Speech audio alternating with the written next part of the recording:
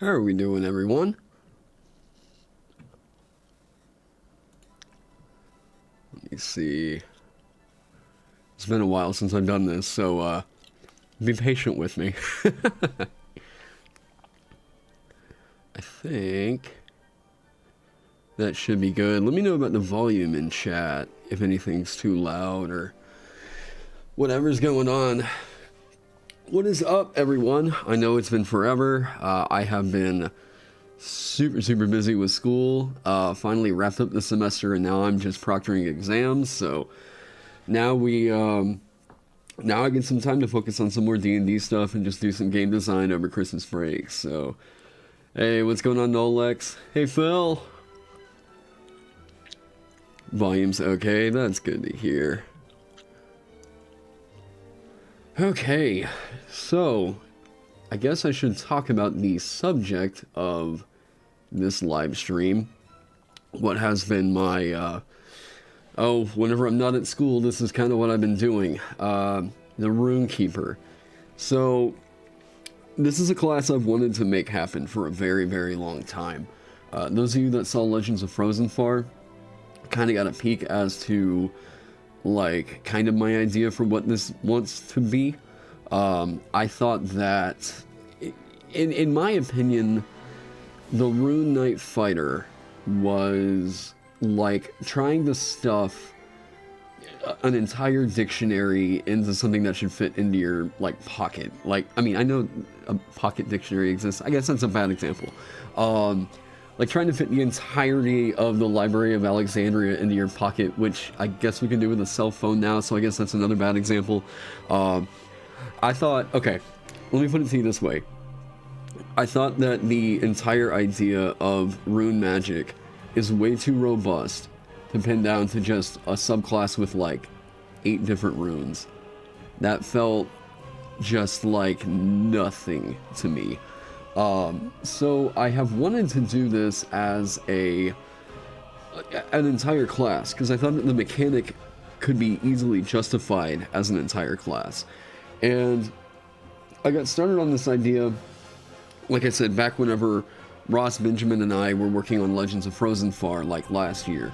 I had come up with the mechanics, but ultimately, I think I watched Rogue Watson's review of it, and I had to really agree that the original design that I had, the original mechanics for it, were just way complicated. It needed to be its entire own class, and it wasn't streamlined enough to really justify being subclasses and all this other stuff. So I decided to trim that down, really try and streamline it, and so far, according to my Discord and the people I've talked with, it sounds like this is the direction it really needs to go. And, oh yeah, and AJ, I'm so sorry. Yes, AJ was our lore consultant on Legends of Frozenfar and our producer. I mean, he really made a lot of stuff happen on that. So yeah, thank you. I also have AJ listed as a lore consultant here because, I mean, just carrying over a lot of the stuff that I learned from Legends of Frozenfar design, AJ helped to kind of shape what rune magic is supposed to be. So what you all, really the decision I'm trying to make tonight, and I've got Ross also kind of on the back burner, kind of doing some consulting work, is I'm trying to make a pretty hard decision here. And that is whether or not I want to completely gut this brand new spellcasting system that I created for it. Camera seems to freeze up on you. I'm not sure. You guys let me know if there's a problem. So, yeah, I like Jazz 1, that's exactly it. The Rune Knight Fighter looks like it's just showing the tip of a really cool iceberg. And I think that I could do... There is camera stutter? Huh. It's freezing for you? Weird. I wonder why. What could possibly be causing that? Let me close some windows. There shouldn't be. Audio feed is fine, but there's camera stutter.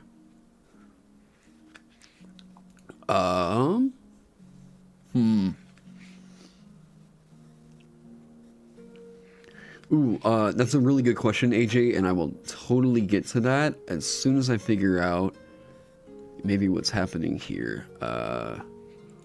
Is it settings?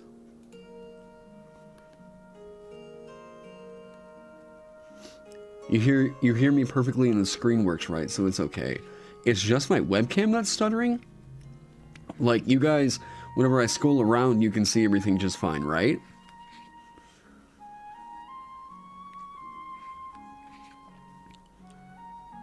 Drop the video quality. Yeah, maybe try that on you all's end. I'm not super sure.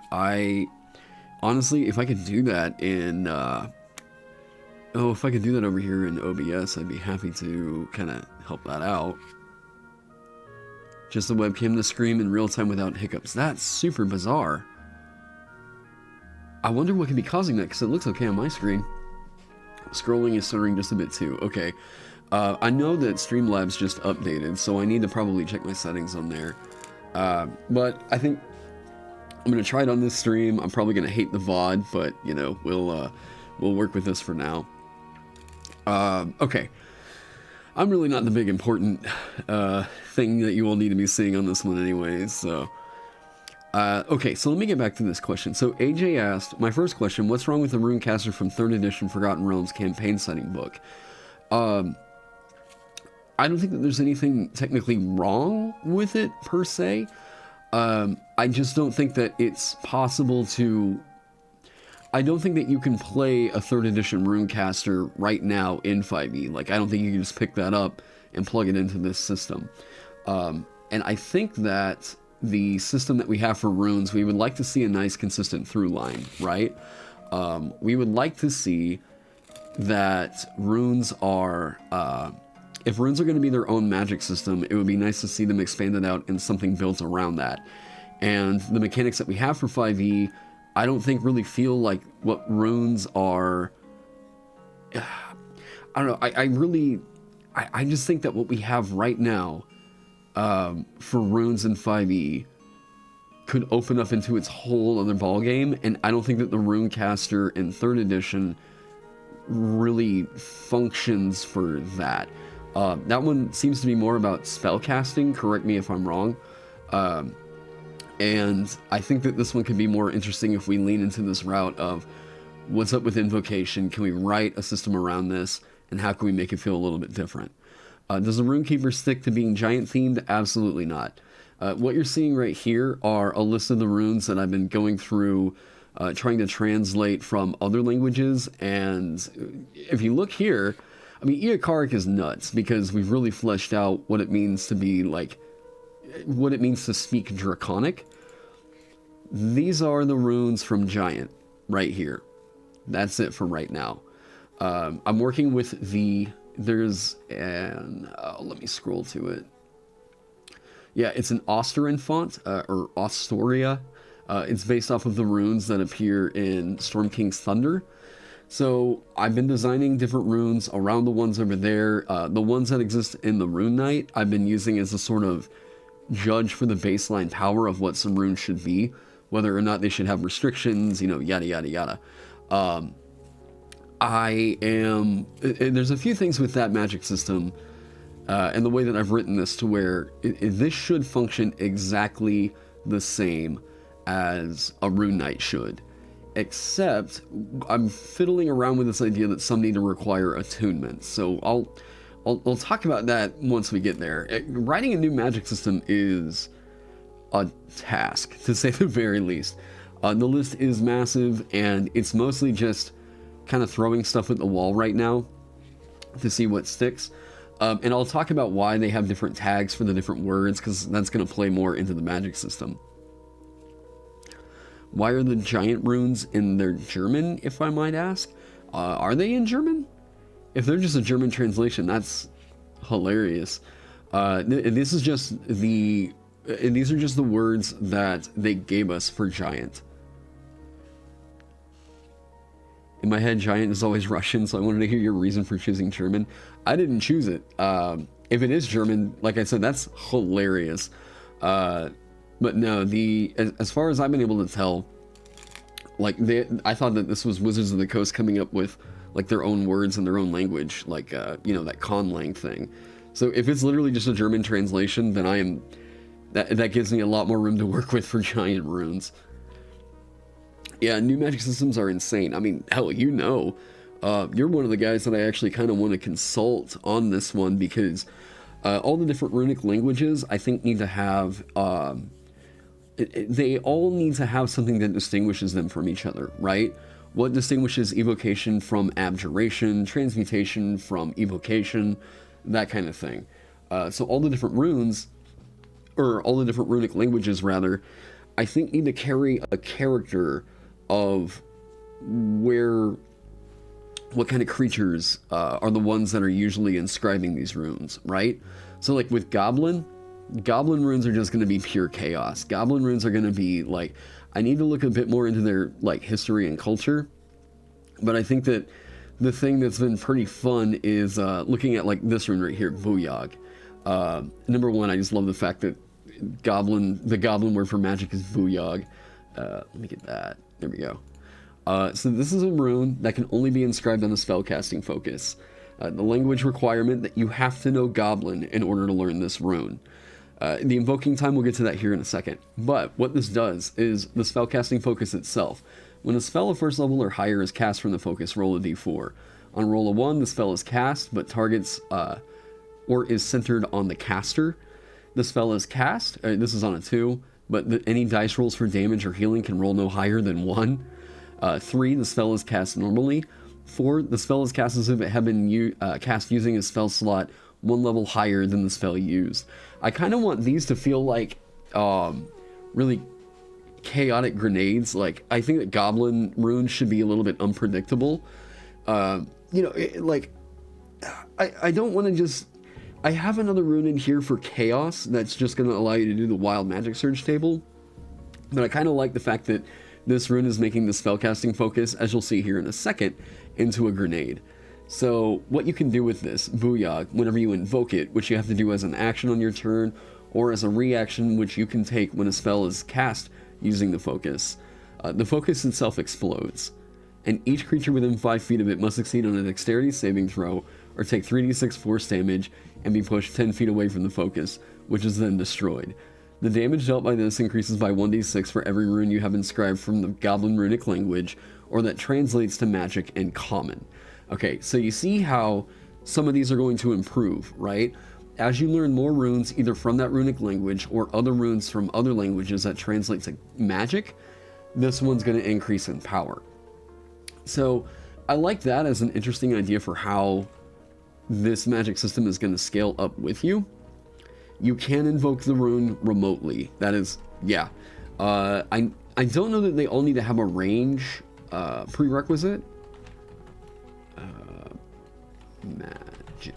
There we go. And I'm still trying to figure out layout on this, how I really want to do meta tags and inline subheaders and all this other stuff. The fact that they can combo in both language and translation is so cool. Thanks. That was something I kind of thought of this last weekend, where I was like, what could make it to where these can, I'm not worried about balance right now. I'm trying to just make the mechanics work.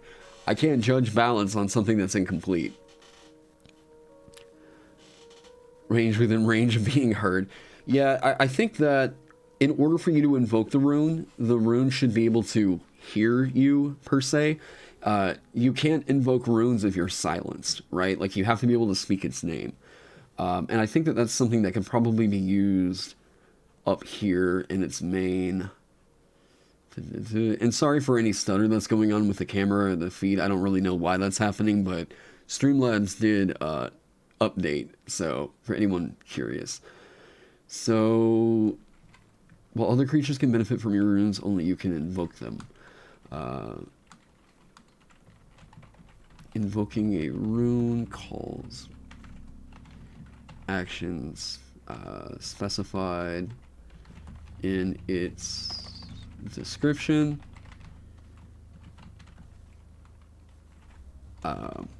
No somatics, all verbal and focus, right? Yes. Why do you have to speak the rune name?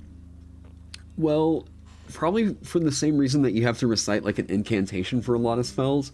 I know that, like, yeah, okay, so I think more so for this, runes are words of power, right?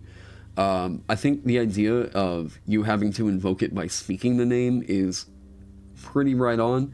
I don't know how true to lore that really is, but it does feel like that would be the, like, kind of thematic, right? I mean, and totally correct me if I'm wrong, AJ, because you're the lore master. Invoking a rune calls for the... I'll leave it at that until we kind of figure out. And you must be able to... I'm just going to say that for right now. VOL, FYI, volume? Like my... Is that a volume warning? There was a prestige class in 3E that was about knowing the rune names of creatures and how you control them with it. Yeah, Onomancy, or was it Neomancy or something like that, that did, or Nonomancy, that did, you have to speak the name of a creature and then you got other effects on top of that. It was cool. I think that a lot of people were kind of upset that that one got canned. You know, I don't really recall enough about it to say whether or not I thought it was, you know, worth making it into the game. That one was so long ago. I'm not super knowledgeable about this, but would runes be something you could potentially collect more of, or is that the whole point? So, learning runes is another thing I'm trying to figure out. So, right now, it's just a default scaling, kind of like similar to spells known. But, again, if I clip the glyph magic, if I clip their spell casting, then this thing opens up a whole lot of territory. And I'll talk about that. But as far as runes known, if you find runes on the journey, your adventure or whatever, I'm sure it would be fine for you to add them to some kind of a lexicon, which I know the complaint that I'm going to get is people asking why it's not just a wizard. That touching a rune is more vital to activation than speaking it. Then I might say that to either touch it or speak its name.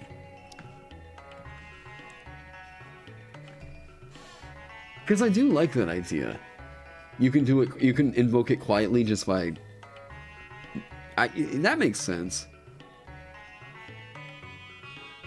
Also, runes being carved, not written, is also a thing. Yeah. And that was something that I thought, like... The reason why I've gone with the system I currently have is because it's just the adaptation of what runes are in the Rune Knight. Which... Like... It's always good whenever you're designing to kind of root it into something that already exists. You have a lot better DM buy-in whenever that happens. People are more likely to accept the thing on their table if, you know, they can tell that there's an in-game analog with it. Have you thought about what would happen if you multi-class with a spellcasting feature? That's one of the reasons why I think glyph magic might need to get clipped. Because glyph magic can cause some problems. And I feel like this is bloating out a class that this isn't going to be its main draw. I feel like this would be the main draw of a Sigillus class or something like that. Not just, this is supposed to be the Runekeeper. You hear a Runekeeper, you want to get runes. You want to do runes. That is your thing. Now, while glyph magic, I love this. Those of you that have seen the playtest and everything know why this is one of my favorite things I've ever written. However, it is very, very bloated out and a little bit complicated. The thing is, humans, dwarves, and such didn't invent the runes. They stole them and they adopted them without a full understanding of what the rune draws its power from. Sort of, well, it works, so who cares? Yeah, and like, I've really been trying to dig around and find old runes from all these different languages. It's just been like, of all the source books I've looked in, it's pretty abstract. Yeah, the symbol in a circle and Ward Master is a Diabolist. Okay. Well, and what I don't like is this glyph magic. Whenever I give you this, it's already made people ask, why does this thing not get ritual casting? And I initially agreed, but I feel like there's such a big tie. Like, oh, how do I put it? I feel like this is just such a bloated out feature right here that it may be time for me to clip it. Even though I think that this is an incredibly interesting feature. Number one, it's going to be very hard to balance around. Being able to just basically be Glyph of Warding the class is insanely strong. The fact that you are a walking at-will third-level spell is nuts, right? No matter how many times I want to try and nerf this, I can't get over the fact of it is at least you are an at-will second-level. You know, if you don't get the explosive runes, if it has some restrictions, maybe it's a first level spell. Yeah, it's something that should definitely be on the shopping block. But good thing is I have so much other content to run with, and I do have that on backup. So I think for now, the smart thing to do is get rid of its spellcasting. Which, you know, the fact that you are already getting runes opens up so much territory there. Like, I mean, if I think of this as, okay, so another big thing for me with this thing is I'm kind of known as the guy that can definitely write support classes, right? I wrote the Dancer and I wrote the Merchant. Those are two, like, crazy supports. But I haven't really written something that I would consider to be a blaster, right? That was kind of what I was running into the Runekeeper with, thinking, like, I want this to be, like, something that I can point to as, you want to do damage, this is the class that I wrote that can do just a ton of damage, right? But the more and more I got into it, the more I was just like, you know, this feels so high utility.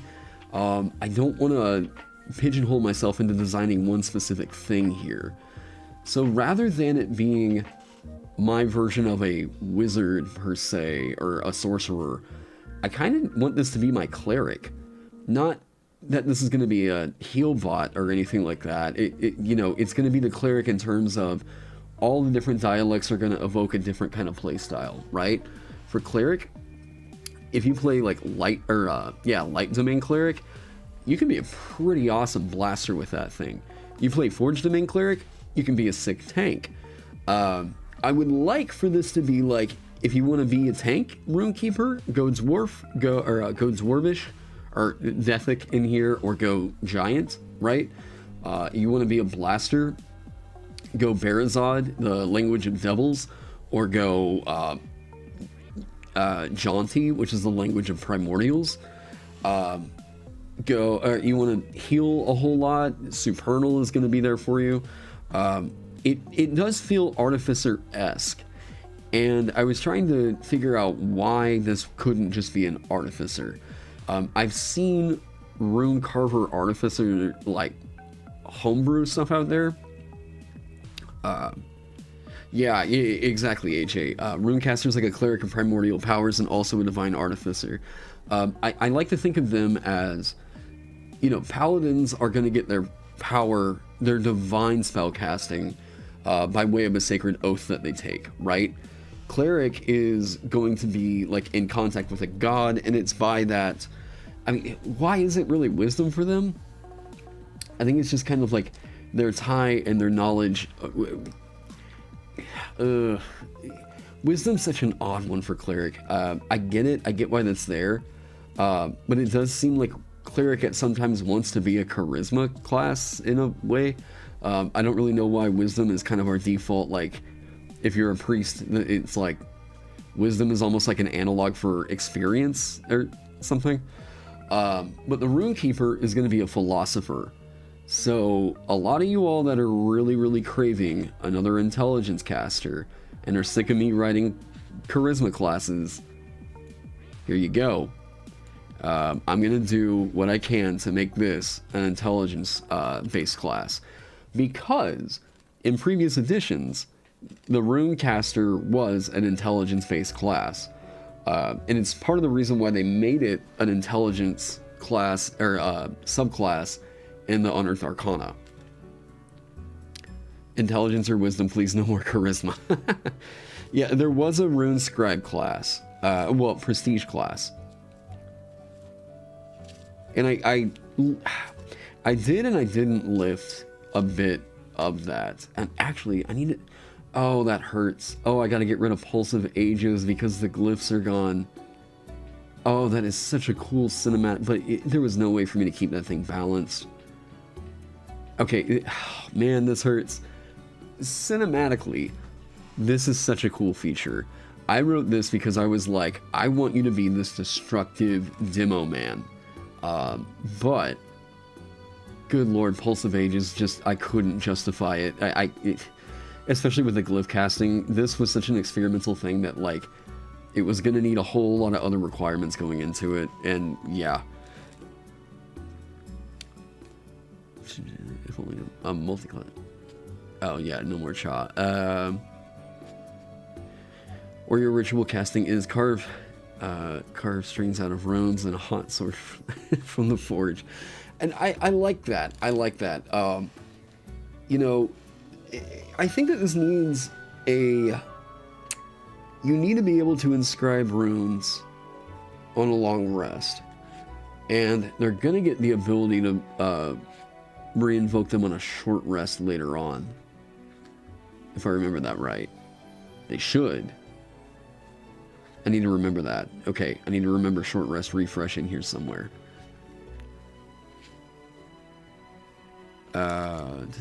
Why did that not get printed? You talking about the Rune Scribe?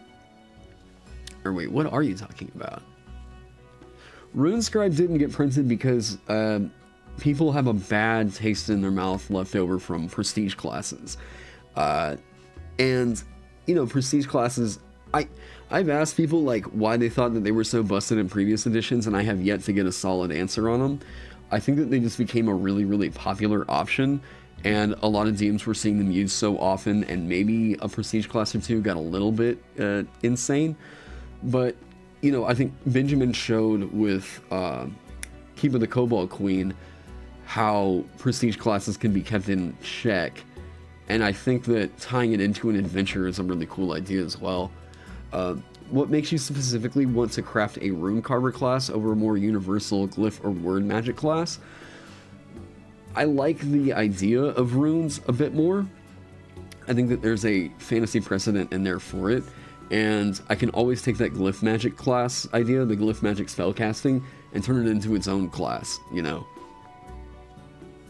If you remove spellcasting, you could give them the glyph of warning spell once per long rest, and they could carve any spell from X list. That could work. That could work. Although it would have to be like, it's weird to say that, and then what are the really useful spells for glyph of warning? Wizard spells, you know.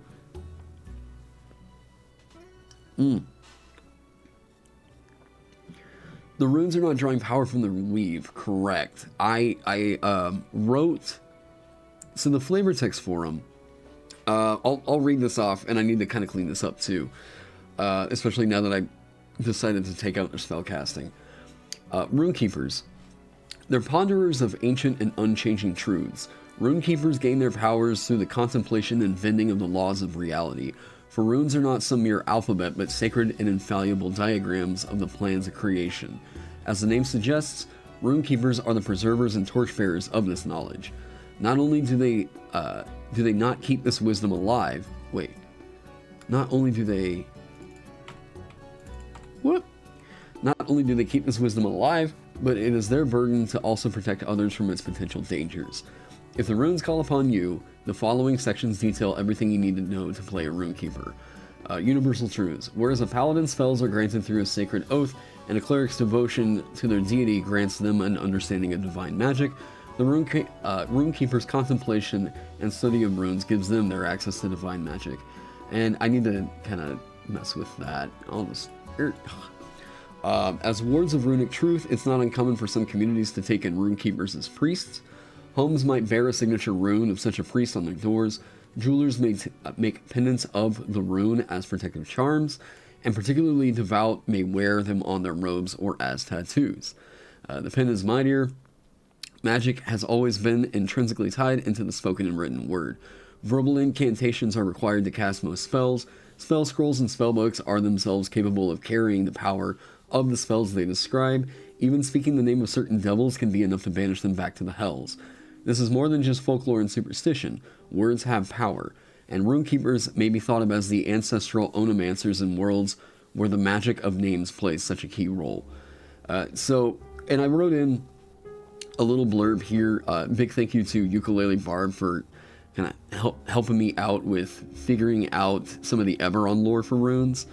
Runekeeper being divine and int is great. Oh yeah, I love the idea of this is going to be an int caster, caster in quotation marks, and this is going to be the intelligence divine character in a way. Yeah, I feel like that carved out its own niche there.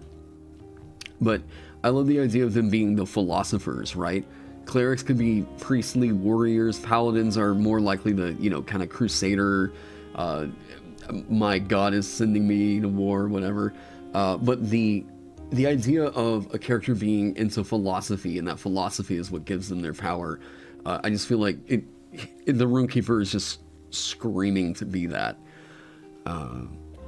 Let me catch up on some of this. The only prestige class wizards tried this edition wasn't good. Poisoned the well, in my opinion. It was just bland. I think the original Runescribe was just kind of bland and really fiddly, so that pushed a lot of people away. With this being such a streamlined edition, it felt like... I've even looked at that UA and I've been like, no, they bloated this thing down super hard. Before we even talk about balance, that thing was just... it took a spreadsheet to understand what the hell it was doing.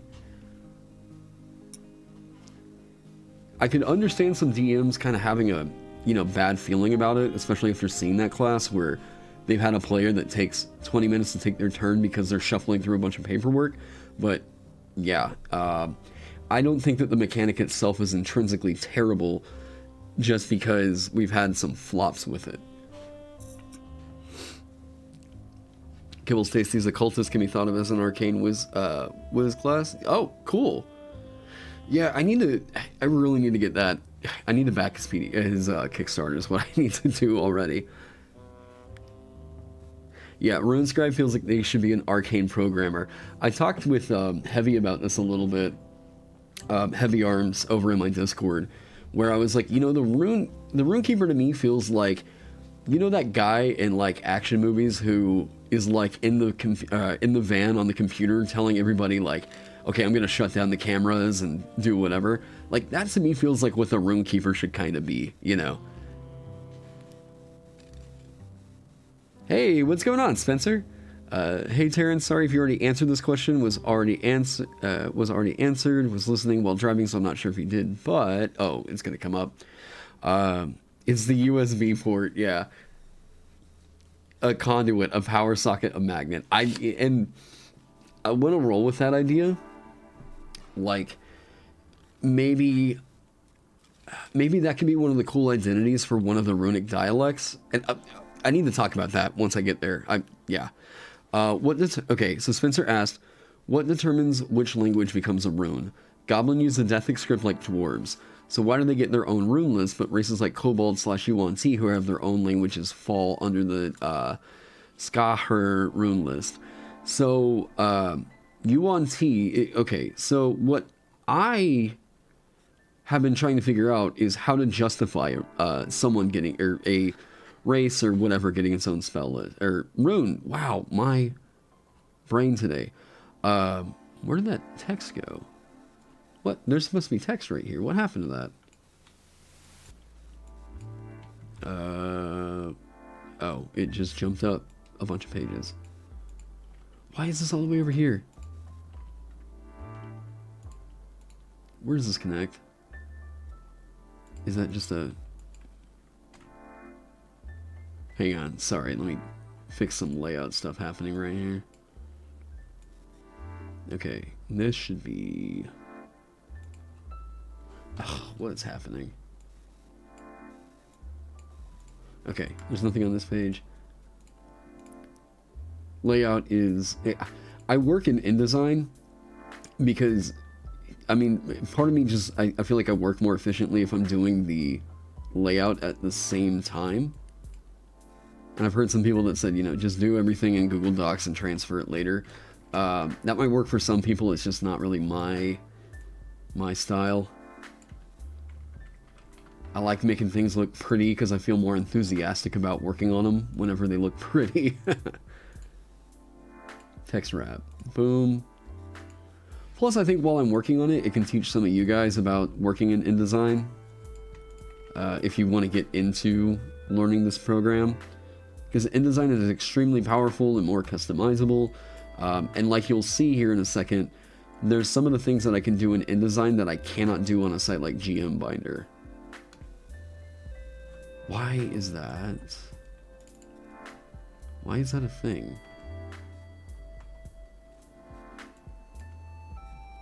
This should be going back to here. That should be there. Did I just copy paste that over? Alright, hang on. Boom. Boom. This should probably go away. Page 14. Page 14. Okay. We're clean. We're clean. Alright. Let me check on this. Goblins get their own runes because goblins are cool. Okay, so I have to be able to justify... Number one, from lore, if it already exists in lore, like, if we can point to, yes, this is a race that got runes at some point in the Forgotten Realms or in D&D, yes, it needs to be a runic language on here. That's why Dethic is here, and that's why Giant is here. Supernal is going to be here. Jaunty is here. Jaunty is kind of an offshoot. I think that I might just pull it back to Primordial, but even in Primordial they were using like some of these runes. Yeah, well, I'm thinking it through. It's not like I have anything hard set, right? This is still me. I'm at the throw shit at the wall phase and see what sticks, you know. I'm trying to throw everything I can at it to see what's going to make sense, and I'm going to clip out stuff later. So if I have an idea on here, I'm kind of just... Okay. Actually, I need to do this while I'm thinking about it. And super sorry if you all can hear the dogs going crazy here in a second. Okay. Let me catch up on some of the stuff in chat. So Spencer, okay, so Surikar. Surikar was an ancient language that existed for the Saurian race, which were cool enough, like there were actually dinosaur people in the Forgotten Realms. Dinosaurs and like the ancient ancestors of Yuan-Ti and kobolds and everything. So Surikar is the language of what they call the Scaly Ones. Scaly Ones are basically any draconic-looking creature that isn't a dragon, in a way. So if you look at Yuan-Ti, they speak Abyssal and Draconic. Eventually, Surikar, it just seems like it kind of got phased out, and eventually became, you know, they just sort of adopted Draconic as, this is going to be our new dialect, you know. But I'm still, like I said, still doing research. If I find a bit of lore that supports a race getting runes, I try to tack it on here. Or a language being runic. Because I want more options, you know.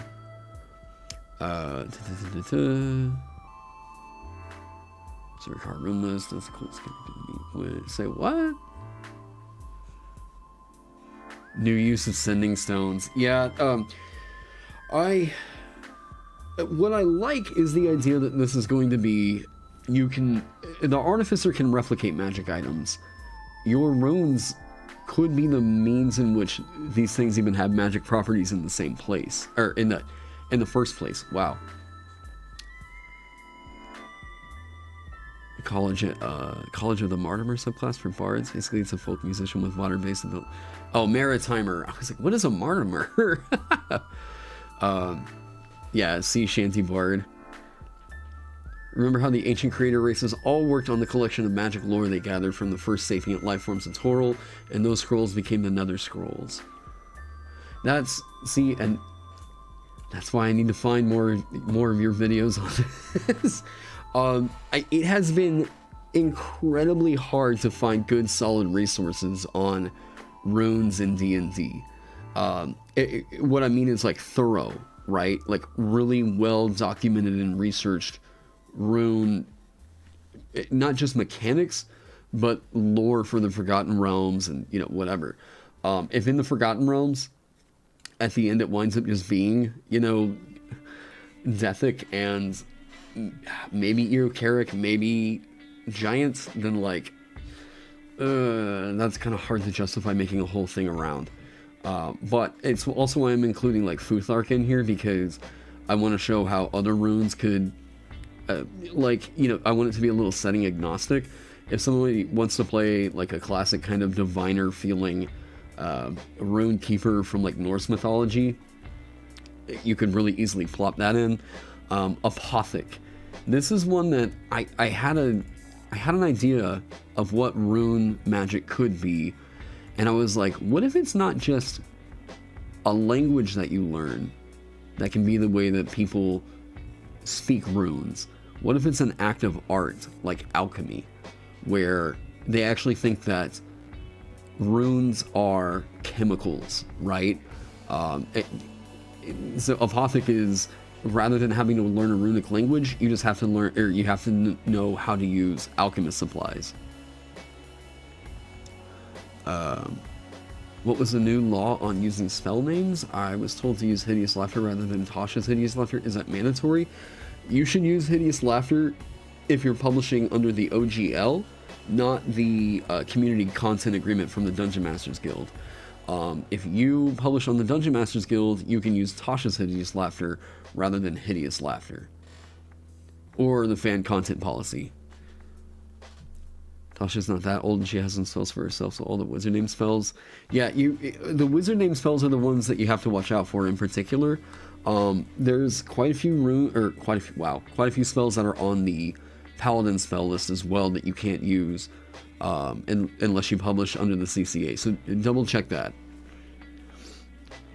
Creator races are Seric, Matraki, Aerie, the Fae, and arguably the humans. Are giants not on there?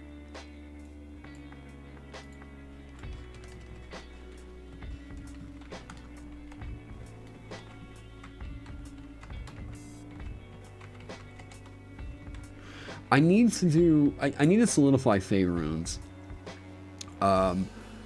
Because I started out with this idea that Esperar was going to be what Fae runes were going to be, right? Nor are the elves, huh? Runes can be primal law, like they impose order, so each rune is a concept that imposes structure and direction. I'm thinking of, yes, Druidic runes have been a thing on this. I started out writing Ogum, and Ogum was going to be Druidic runes. I haven't gotten that far into it because that's going to be a whole line of, as you all can tell, I've really barely gotten into the subclasses on this thing because I was just trying to figure out the base class, and then I was like, oh man, I've got to design runes around this thing, I've got to design the main reason why you're here for this class,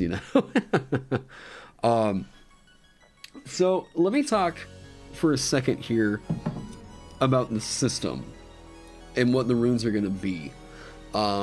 What I've done was I took what they designed for the Rune Knight Fighter and I gave it a format that looks a little bit more like 5e convention, right?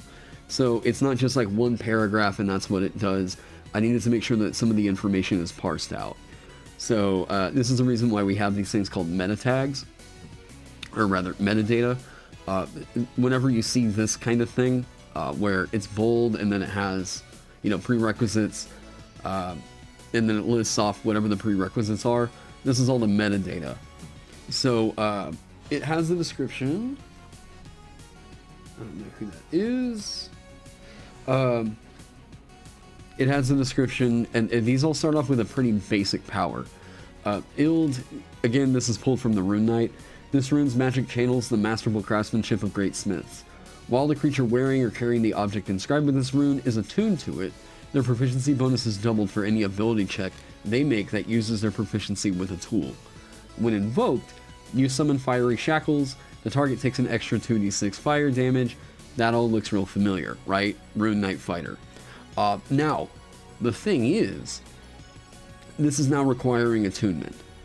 I am trying to figure out what runes need that and what runes don't. In terms of what this does for, like, is it a one-for-one analog for what the Rune Knight can do? Not exactly. I think that if the Rune Knight doesn't require attunement, then these probably shouldn't either. Like, I've been trying to figure that out, really. A balancing measure for it is going to be the fact that something is going to require attunement. And I think that as far as early level characters, you don't really care so much about things taking up your attunement, right? Later level, it might be kind of a like, okay, I have to decide whether I want this really dope sword or your rune? I don't know, man, you know. So that's kind of a big ask.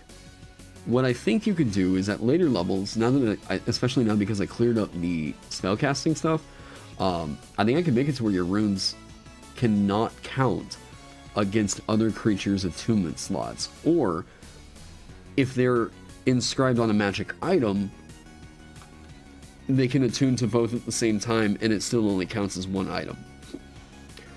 That is, actually, wait, where was it? Yeah, 5th level. This is something that was on the Rune Knight, or sorry, the Rune Scribe and the Unearthed Arcana. And that was that back then, runes all required your attunement. This right here, Cataphasis. This is, well, it's a word that basically means you are confirming something. What is it? It's like you're speaking the truth of it to confirm it. I need to actually know these terms. Back whenever I was trying to design it to be more of a philosopher, this is a word that I saw that just totally made sense for it, and I wish I could remember it. A lot of this stuff is still hangovers from back during Legends of Frozen Far whenever I got excited about this. So, why not use the Awaken prerequisite? I will talk about that. I decided to completely get rid of that. But what Cataphasis does is, this is essentially what you could do as a Rune Scribe in the Unearthed Arcana. But this is only going to affect you. I think later on, it should be able to help out your buddies, in that, you know, a rune doesn't count against it if they're attuning to a magic item with one of your runes inscribed. So that way it's not so bad that you're not forcing your allies to make a decision between that cool magic item or let me have my features. There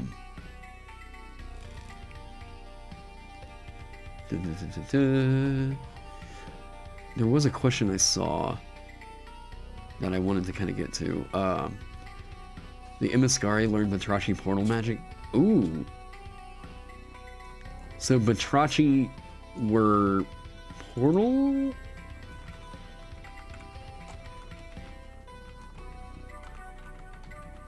Was there something special about Sarek in terms of, like, what they were doing with magic? Let me look at this. Am I planning to describe runes being used for scrying, or am I leaning away from that? I don't think I want to go full, like, whole hog into that. I think that having a diviner, there's territory in there to make a full class around that idea. The most I kind of got into it was with Futhark, where I just said, okay, this needs divination themes. That's as far as I really got into that one. Oh yeah, Loop Hero's soundtrack is sick. They were enslavers. Well, I'm curious about what they were doing with runes. Oh, Mr. Hattenclogs, that's right. So why not the Awakened prerequisite? Okay. Number one, because that's not how it appeared in the Rune Knight, and I'm trying to make it compatible with the Rune Knight. I want to make the system kind of clean, and yeah. Now, the number of runes that you can have awakened and all this other stuff, I feel like the Rune Knight has a easy enough system that you can just kind of pluck that and go. And I don't think that anybody, especially once I up this a little bit more, like, let's get rid of this. Let's get rid of this. Here we go. Now that I've done that, I have a lot of territory here to play with. The fact that you can get up to 12 runes that you have inscribed at a time, and you can invoke each of them twice in between rests, is massive, massive. Some of these are going to have some really insane power here. One of the other things is that none of these runes are requiring concentration. They just do the thing. So I have to be real careful about what they do with that. Real careful.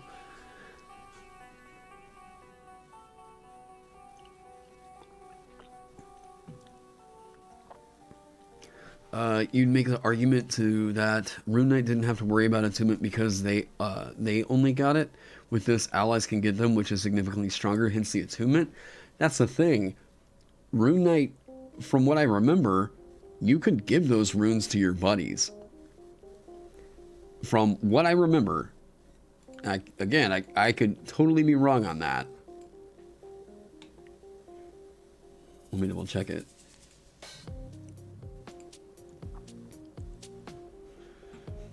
Yeah, I think you can. I think you can give it to your buddies. Hold in your hand, your rune remains on an object until you finish a long rest, and it can bear only one of your runes. Hit by an attack roll, yeah.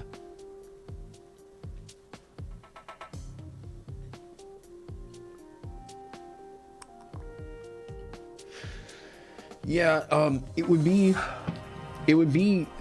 mechanically all in line with what the Rune Knight's doing. Oh, and you guys can see all the highlights I do for videos. I wanted to make it to where it's going to stay in line with what this does.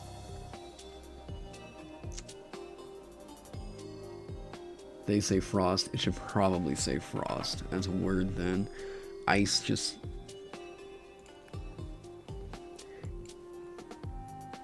Wait, but it says east in the... Yeah, east is iced in the... the consistency is so... Okay, ice. Let's say frost. I don't know, we'll see. And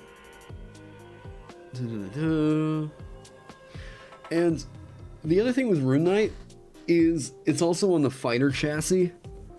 Like, Rune Knight mechanics are insane because of... I mean, everything can be more insane whenever you give it action surge, right? Rune Knight is kind of ridiculous, and if I'm trying to compare the power between Rune Knight and this, the fact that that's on a class that gets, not second wind, action surge, is scary good. I was thinking about doing, I really do need to flesh out the character of what the different runic languages are going to be, right? That's, I think, my next big step, is trying to figure out, and I started taking notes on it, what's going to make them all unique, right?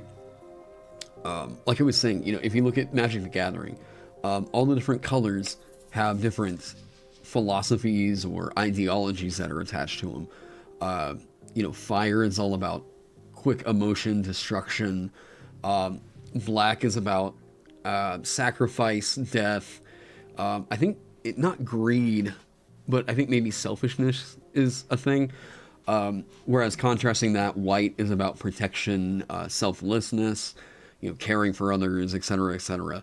So, like, I feel like that's kind of my next step, is figuring out what makes them all different from each other. And AJ, you originally told me something about Draconic Runes and how they, like, alter magic a while back. And I remember thinking, like, okay, so that could be, like, that could be my blaster in terms of, you know, just mechanic stuff. But I still need to look up and try and find, like, what dragon runes really do, you know. Giants. The thing I started doing is, oh, hey, Six, what's going on?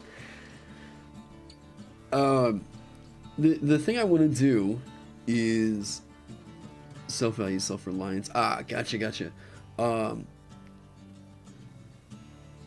The thing I want to do with this is try and figure out the character of it, right? And if you look, I've been tagging some of these with what it translates to in common. And I talked a little bit earlier about how some of these runes get better the more, like, runes you know from the Goblin runic language or magic in common, if they translate. And I thought that that could be a cool way into how these runes can accelerate in power, right? So that's why I've been writing these tags next to it. So if I learn a rune in Primordial that means fire, then if I invoke another rune that means fire from another runic language, I could do it, you know, it enhances it in some way. And I thought what could be really cool with Primordial is one of their cool power budgets is runes in this language always have a tag of either air, earth, fire, or water.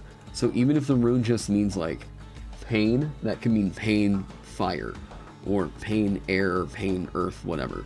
And that way, those runes are going to get more powerful just off the basis of they share an elemental word with another rune, you know. I thought that that was kind of a cool idea, and I want to build off of that. And I thought what could be kind of cool for Primordial is if another word in a runic language says either air, earth, fire, or water, if we want to get all Avatar with it, you can learn that rune as if it were a jaunty, you know, Primordial rune. And I think that that develops an interesting character for Jaunty as possibly the big blaster, or like the wizard, you know, of this whole class. Defining a magic system by providing a list of aspects of magic that each category is devoted to helps build the flavor and mechanical distinction, which can, chat just moved it, which can then feed into narrative flavor. Exactly. I want to be able to do something that feels like it evokes, even though these things mean the same word, it needs to evoke the culture of wherever it came from. And I felt like I kind of did that. Oh, and some of you all in my chat are going to be interested to hear this. Those of you that have picked up the Complete Armorer's Handbook probably saw the rune system that's in there for rune stones and all that stuff. And I've gotten this question in my Discord and over on Twitter. So I'm going to confirm here, I have talked to Heavy Arms. Good buddy. He's one of my Patreon supporters as well. And yes, Heavy has given me permission to adapt the mechanics that are over there into the Rune Knight, or sorry, the Runekeeper. So all the different runes that are going to appear, or that did appear in Complete Armorer's Handbook, will appear in this supplement, or are going to appear in this class in some form or another. So all those mechanics that are over there, it's going to be real easy for you to be able to pick this up. If your table's playing with those rules, this should slide right in. It's going to be a real easy analog. I should probably do a 2-dim table with columns, dialect, and rows. Meaning, especially since you have the Thum mechanic. Ooh, Trek. Okay. So Trek just kind of spoiled something there, and I don't mind. Trek kind of spoiled something there that I had the idea for the other night, and I feel like it's going to be an expectation of a Runekeeper since Skyrim is a thing.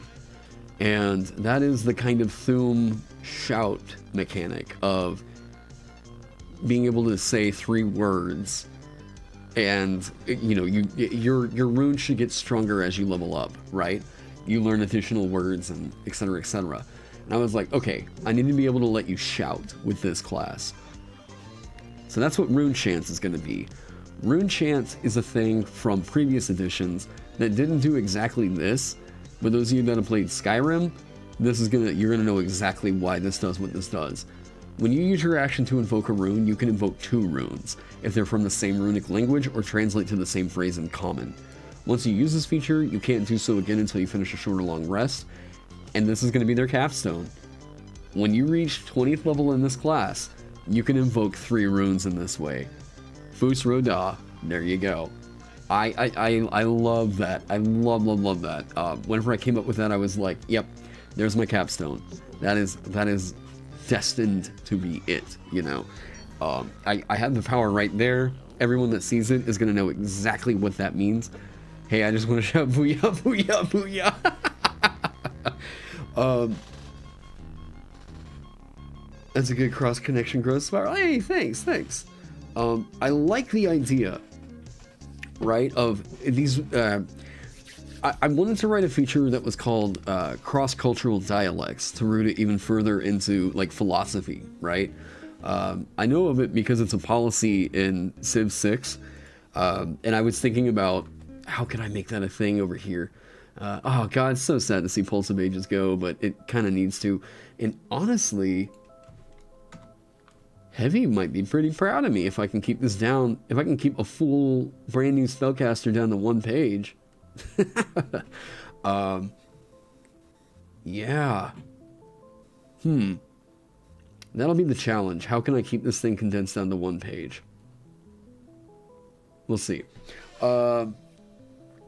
So, I love the idea of what that can do. I just love that feels like that totally scratches the itch of people that are coming to this wanting to make the Dragonborn, like, kind of shout character. You can do that with Rune Chant. It might take it 10 levels, but you can get there, right? Because the power of what these things can do, especially on 1 turn, is nuts. Make Echo a capstone as well? What do you mean?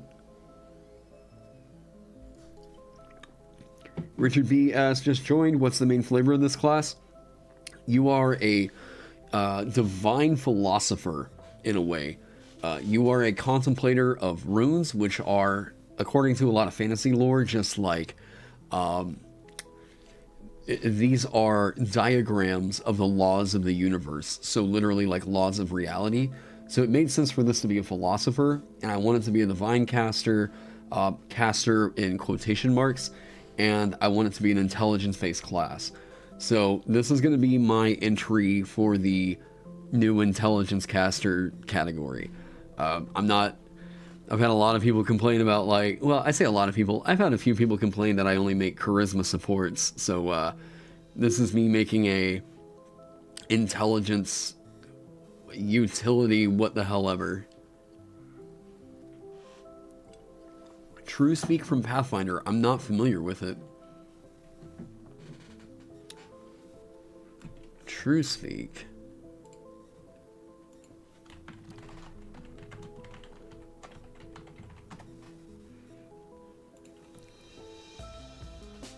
You can communicate with any creature that is not mindless as long as you can be heard. Your speech is understood. Oh, that's the lore from Supernal. As long as you were conversing its language and other natural mode of communication, you can hear the responses as though in your own native language. You may ask questions, you receive answers, though the spell does not make creatures more friendly or cooperative than normal, and non-sentient creatures may give limited responses. While using True Speak, your language-dependent effects can only affect any creature that is not mindless. Okay. That is the... I did uke. Yeah, I cut it. I'll make a whole class around that mechanic later, because it was very, very cool. But I think that ultimately this is going to be a better class if I just get rid of spellcasting. I love that. I love the gears that we're turning about what spells can work with that. But I think that this is going to be a lot stronger if I just move forward designing it around runes rather than also glyph casting. But I think later I might save that for a sigilist character, sigilist class. Or, I mean, I don't know. I'll figure that out when I get there. You weren't the cause of the Cha inflation. That's just 5e in general. Well, it's because charisma encompasses way too much. Charisma is like... They realized they couldn't make a constitution caster, so they were like, charisma is also your force of will, and yes. Like, so that's why sorcerer is a charisma caster, right? So, yeah. What was the difference between runes and glyphs? Glyphs contained your spells, strictly your spells. And runes are specifically things that you inscribe onto objects. So, glyphs were just the glyph of warding spell that I had nerfed down into something that can be done at will. And runes are something that you actually have to take time to inscribe into a thing. I like the feature that I wrote for glyph magic, but I cannot justify that on this thing anymore. It was going to be way too cluttered, way too clunky, and if I'm going to try to streamline this thing, I needed to cut something. And ultimately, I could have fiddled with trying to make that work. I could have messed around with glyph magic and tried to justify it, but like, I just think that this is going to be better for me to just clip that for now. And if people complain, I might just say, you know what? I can give you divine casting in the form of you can cast some cleric spells and yada yada yada. If this is like the cleric answer to artificer, then I'm pretty cool with that idea. I wrote the merchant as the kind of bard answer to artificer. Oh, come on. Clean up. Boom. Yeah, if I can keep that down to one column. Oh. Can I move level over? Can I spread this out? Ooh.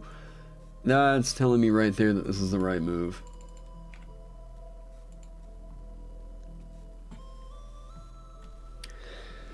How about a glyph third caster subclass?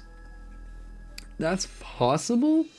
I think that what could be cool is to make Sigilism its own wizard subclass and give them an additional way that they can cast their spells, to where they essentially have an at-will glyph of warding. People are going to think that that sounds absolutely nuts. If you saw my original glyph magic feature, it actually toned down a lot of what that original spell could do. Drew Harbor, hey, thanks so much for subscribing. Wait, Drew, are you... Is that who I think that is? I don't know. Well, I'll look into that later. Let me see. Let me get this cleaned up. Yep, that tells me that this is the right move. Not just the fact that this is now fitting into one column, but like, I immediately feel better about it, having gotten rid of the glyph magic. And what that does is that opens up their second level. Ooh. Ooh, ooh, ooh, ooh, ooh. This opens up their second level. Okay. I had a feature here. I originally had a feature here that I cut. And I think I can justify putting it back in.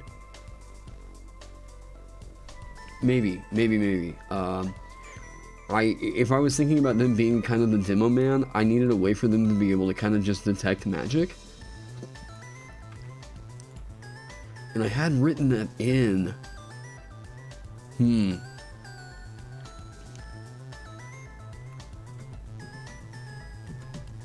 I don't know. I'm thinking about that. This is so pretty. I wonder what you say about my 16-page long homebrew subclass or homebrew class. I mean, length doesn't necessarily determine whether or not it's graceful, you know. Or what I try to do is, you know, there is a very good purpose behind streamlining it, right? it helps you out in a few ways whenever you're making homebrew. Number one, I think the biggest one is people are less likely to criticize you for throwing everything at it, right? I think really early on, whenever we're making homebrew, it's not a matter of we think that, like, it's not that we're trying to make stuff busted, it's that we just look like we want to make something do all the things that we envision it doing, you know? And whenever we do that, we can be pretty guilty of throwing everything at it. A lot of people want to make, you know, just like a general skill monkey because that sounds pretty fun in D&D, so they'll throw expertise on it and make, like, expertise the class. And I see so many expertise the class kinds of homebrew classes, and I mean, it's, yeah. But there's also just, like, knowing, you know, I was looking at the wizard for that video, right? My wizard needs a buff. And I was like, okay, how do I justify this thing saying that wizard needs a buff? Because I'm not kidding, I had a lot of people give me pushback on that video. Every single professional designer I spoke with, and I spoke with a lot of people, hey, Sandra Adams, whoever that is, you all are about to get, I need to just start banning those. They're just bots. Yeah.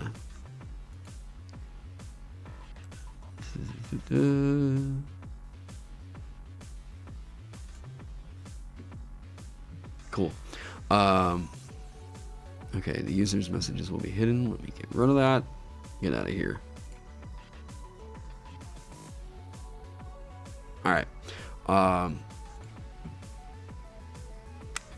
Rogue is kind of guilty of that. Well, Rogue, it makes sense.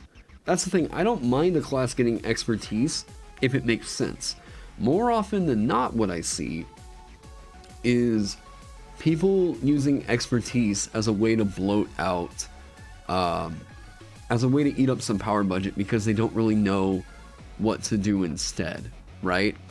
And that is, you know, I'm trying to say this as like constructively as a way that I can. If you're doing a lot of homebrew early on and you're making an entire class and you look at it and you think, what would work here? I know expertise. Expertise is a really easy one to just pick and say, like, bam, I can give you a feature that is going to be useful because it's expertise in a skill. Awesome, there's all my flavor, bam. But it's not. It's filler. Expertise makes sense on the rogue because they're supposed to snag that expertise with thieves' tools as well as something else of your choice, right? That expertise with thieves' tools is supposed to say a lot about what you do in the interaction pillar of play. You are supposed to be the character that is basically disarming traps. That is supposed to be rogue, right? But some people look at that as, I'm just going to take that and get expertise in 2 skills. And it's not that there's something inherently wrong with that.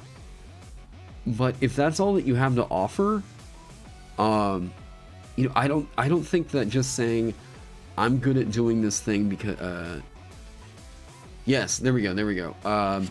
Expertise is also kind of a poison pill because skills have no established gameplay loop. It's the part of the game most ruled but random G and fiat, unlike abilities which add power to combat spells. Yes. Phil, I will eat your face. Where was I at? Yes, DM fiat. Usually if you're asking for an ability check of some kind, I'm just going to say this to most players out there, here's an unfortunate truth. Most of the time, your DM is just kind of hoping that you roll above a 13 to succeed. Most of the time. Unless you're doing something that's a kind of a ridiculous ask. You know, like, I want to, I don't know, I want to tie this guy up with my hair. Whatever. Most of the time, your DM is just kind of making that stuff up on the fly. generally, they always advise, like, think of like a DC 13, right? This is supposed to be a challenge of some sort, and we need to determine success or failure. Usually, if you can beat a 13, it's fine. Otherwise, it seems like DMs are just like, well, you better roll a 20 or higher, you know? Like, yeah. Ability checks don't really have a set standard other than in combat. Now, you run a module, it's a whole other story, because, yeah, in the module, they're likely to list a lot of different DCs. But a lot of us DMs that just kind of come up with stories as we're going, we're improvising the world, we're improvising the dungeon, whatever. We're kind of going off of that. A basic DC is 13, right? A medium DC is like 15, a difficult DC is like 18, and then a nearly impossible task is like near 25 or whatever. Nolex asks, hey Terran, out of curiosity, what would you say of a level 1 feature that gets that Trina roll of 9 or lower as a 10 in history, and every 3 levels lets you choose any other intelligence skill? So you're asking about a skill floor feature. Skill floors that basically set it to where you cannot roll any lower than a 10, I think are actually kind of damaging to the game. Because, especially at a 10, is like, therein we were talking about that average roll of 13, right? That average DC of 13 being something that's going to be a challenge. That is like, you're making that threshold real low. I think if you made a skill floor kind of a feature and you set it to where it was like no higher than 7, maybe it's okay, but like, ugh. I just don't like skill floor design. Maybe if it's super conditional. I've written some features like that in the past, but I try to make it where it's like super situational. I wrote one for my revamp of Half Elf where it was like a diplomatic thing. Whenever you're having a discussion on politics or whatever, it was like if you're trying to influence someone's decisions in terms of a like political argument, or I can't even remember, but you could treat a roll of 6 or lower as a 7. I'm trying to remember. But yes, skill floor features I think are generally just too strong to set at a 10. Because the main ability score you're going to be using for that is probably going to be a +3 modifier, which means that you're always rolling a 13 or higher. It's also a big reason why I banned Clockwork Sorcerer, because that, like, oh man, and I know I get so much flack for that. Clockwork Sorcerer's Trance, other than me thinking that the entire subclass is just absolutely boring, and it doesn't really introduce anything new to the game other than its different spellcasting, I think that trance feature is just too much. It does not need to give you the saving throws that, yeah, that's just nuts. Oh, and the synergy of the Bastion, or is it the Bulwark or Bastion? Whatever the Abjuration Wizard ripoff is, that on a class that can get you access to Armor of Agathis is really worrisome. Really worrisome. When the pressure is on, I want to be... Oh, wait. Where was that at? What are the intelligence skills again? Oh, man. I think religion is one of them where, like, why not whiz? Why is that not wisdom? You want it to synergize with cleric. You want the cleric to... Yeah. I just let all my clerics use wisdom instead of intelligence for religion checks. I'm trying to remember. I think... Is medicine, or is medicine weird wisdom? I feel like it's investigation, arcana, investigation, history. This is off the top of my head. I'm really trying to remember it. Arcana, investigation, history. Is it medicine? Or is medicine wisdom? Religion? Medicine and wisdom. Yeah, why? Why? Medicine is whiz. That's so... Yeah, nature is intelligence. Why? Skill... Yeah. I mean, whenever you're looking at it combined, like, with what the class narratives are, like, Druid being wisdom, you would want druid to be able to get nature proficiency and it, like, synergize, right? Why? Yeah. How interesting. This is not my idea, but I'm DMing exactly this. Thank you for the... Oh, yeah, no problem, no problem.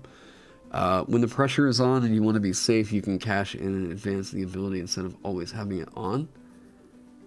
You can cash in an instance of the ability instead of always having... Oh, yeah, you know, I actually, JM, I wouldn't mind a skill floor if it was tied to a limited number of uses. I think that that would actually be kind of okay. You having a flat, always-on skill floor is too much. Way, way, way too much. But even on the Clockwork Sorcerer, that skill floor applying to attack rolls, ability checks, and saving throw is... No. We like rolling dice. Let us roll dice. Don't just make it to where, like, I don't need to roll a dice. I'm just going to throw out 19s all over the place because I'm the Clockwork Sorcerer. Whatever. Like, that subclass sucks. Yeah. I will crap on that design all day long. Players should be... This is Phil. Players should be getting plot victories regardless of what they roll. Hitting a DC is like finding a scroll with a spell useful in the next room. Yeah. Oh, thanks, Nolex. Who was that? Sorry, I just need a painting. Oh, no, you're good. Yeah, I appreciate that. Yeah, but, I mean, I'm one of... There's plenty of people here that, like, here on YouTube that have overall, like, good philosophies and sensibilities around design. You know, I just found Wintry Wyvern the other day, and I want to actually talk with them a little bit, because you know, they also did a video on Silvery Barbs, and we came to a lot of the same conclusions. You know, so it would be interesting to talk with them, because I think that Wintry is also someone that has a bit more of the health of the game in mind, rather than let's break this because LOL, like, let's frustrate DMs. Yeah, Wintry, Josh over at Dungeoneers Pack, even Eric Fry over at Fry Minis. And, I mean, okay, also, Treant Monk, despite him being, like, the king of optimization and stuff here on, you know, YouTube, whenever he said, you know, we've run Twilight Domain and Peace Domain at our tables, and we have to say, yes, this hurts the game, I was like, dude, okay, there we go. You and I, we are 100% in agreement there. Treant Monk earned a ton of, he already had a lot of my respect, but, yeah, Chris earned a lot of my respect and kind of revitalized, my general feelings towards the, like, optimizer community by making that statement, because I was like, yes, you get it. This subclass is terrible for the game. We need to ban these to keep D&D fun. Yeah. I think that it's only reasonable to have a Twilight Domain or Peace Domain cleric at your table if you're playing with, like, maybe 2 players. Otherwise, those things just break the game. Absolutely break the game. Medicine is wisdom, following the same logic for cleric. And maybe, but, like, cleric is relying on divine healing, not just, you know, I'm gonna go in and doctor you up. Sorry about the hiccups.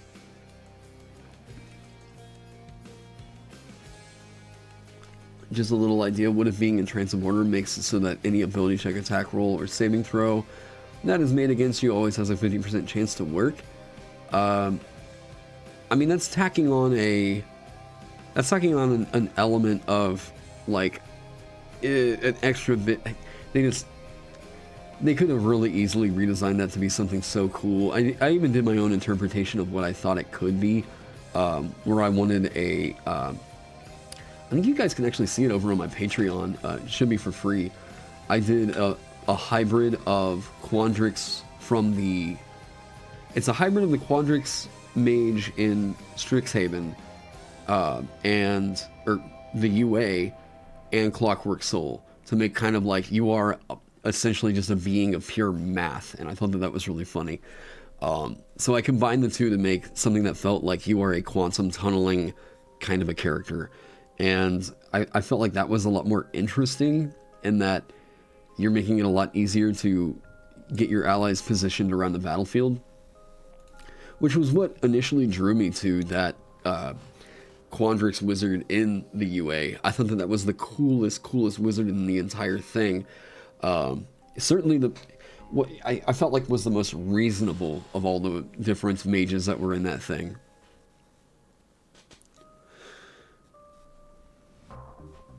Oh, I'm glad to hear that. Thanks, Nolex. You would like it to be tied into meta magic? You can get, there's a link to the Discord in my, if you click on my avatar down wherever that is, the Discord should be, like, over, yeah, it should be in the channel, like, dashboard.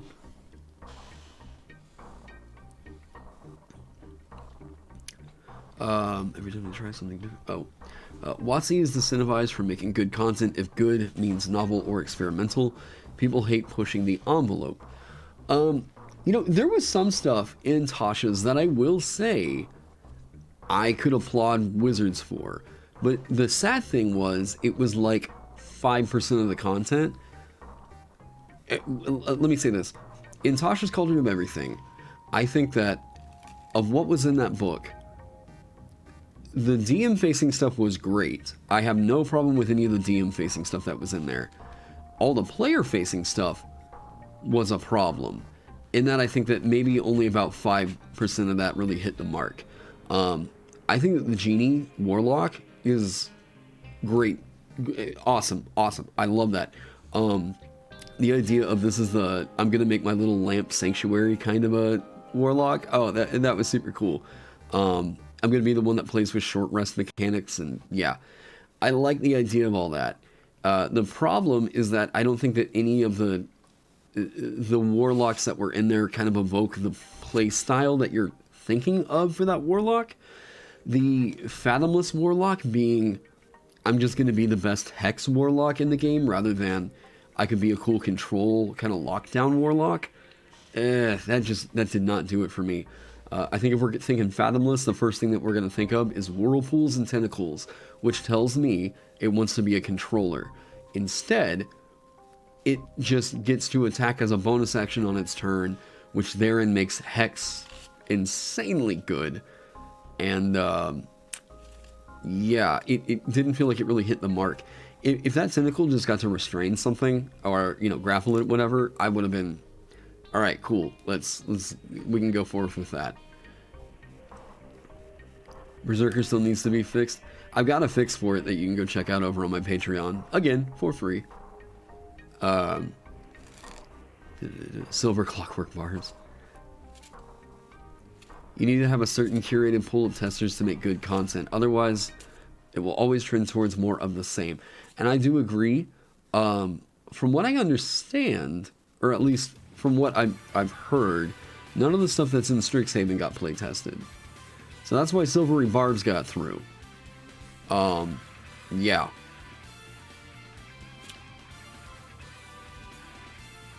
Berserker's so bad that I have a fix for it. I have a fix for a lot of different, yeah. Oh, yeah. Berserker's got a lot of different fixes out there. It's the same thing as, you know, 4 Elements Monk. Okay. What is this? I'm going to just add that to my list of banned words. Alright, Rachel Lucas, goodbye. Oh, okay. Went on a tangent there. But yes, I do think that this is going to be better for this Runekeeper if it just gets rid of spellcasting. Because I think runes are going to cover that territory. Wait, what? Nothing got playtested? That's the rumor. Because from what I recall, there aren't playtesters listed in the book. And we saw stuff from the Unearthed Arcana a little too close to the time that that book was published. Usual playtesting cycles, from what we've seen in the past, last at least for like a year. Now, that's not to say that we know everything that happened behind the scenes or anything like that, but at least in the design circles that I've seen, people are saying that they've heard that Strixhaven did not get a playtest phase.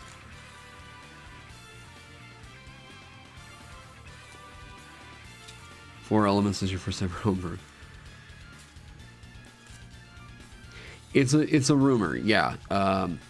It is a rumor, and I mean, I don't know. COVID's kind of messed up a lot of things, so it's not completely out of the realm of possibility that they didn't get, you know, playtest all that stuff. Hey, Her Crab, welcome. I basically have written off, I guess. Me and other class writers filling out the rest of the space. Thanks. Well, you know, and hey, some of the stuff that WotC puts out is fine, but more often than not, at least here lately, the stuff we've been seeing is just kind of unreasonable for play. You know, there's some gems out there for sure, but like, I feel like the last time we got real solid character options in the game was like, honestly, Xanthar's Guide.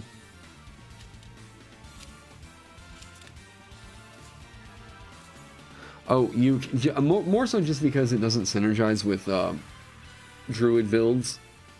That's it. I just wish it could synergize with Druid build a little bit more. But yeah. Yeah, regardless, yeah, a human said it right there. Regardless of how well it was playtested or not, we need to let them know that we expect higher standards than this. I 100% agree. I wonder... I don't really wonder. I don't know. Not getting down that whole rabbit hole about, like, whatever's going on with WotC, but, like, I mean, to me it's odd, some of the decisions that they make in terms of, like, whose opinions or whatever they value or who they view as having either a voice or influence in the scene, right? Like, we know alone just from who all gets review copies, like, there doesn't seem to really be a big rhyme or reason. And I'm not saying that Eric Fry does not... Let me say this. I'm not saying here that Eric Fry does not deserve a review copy, but even Eric was like, I'm not entirely sure why they picked me.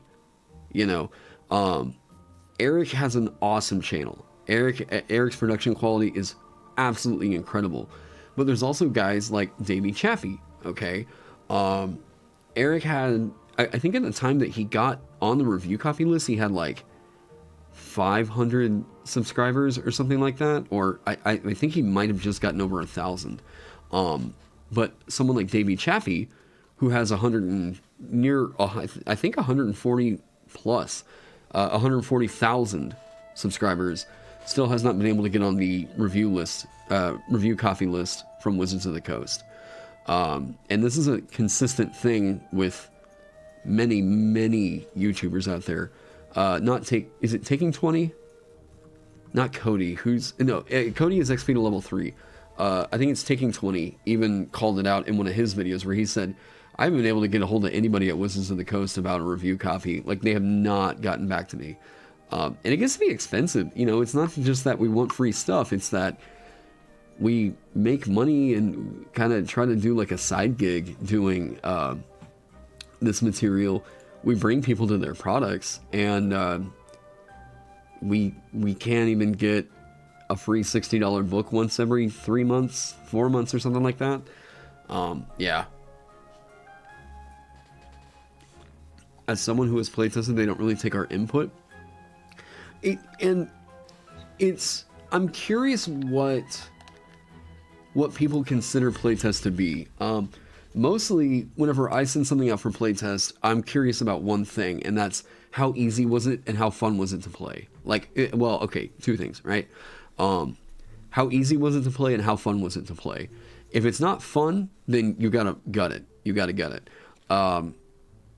If it is, like, you can fix how easy is it to play, right? If at the end of it, people are just like, meh, I don't feel like it was really scratching the itch that I really wanted out of that, then you've got to restructure things almost completely, right?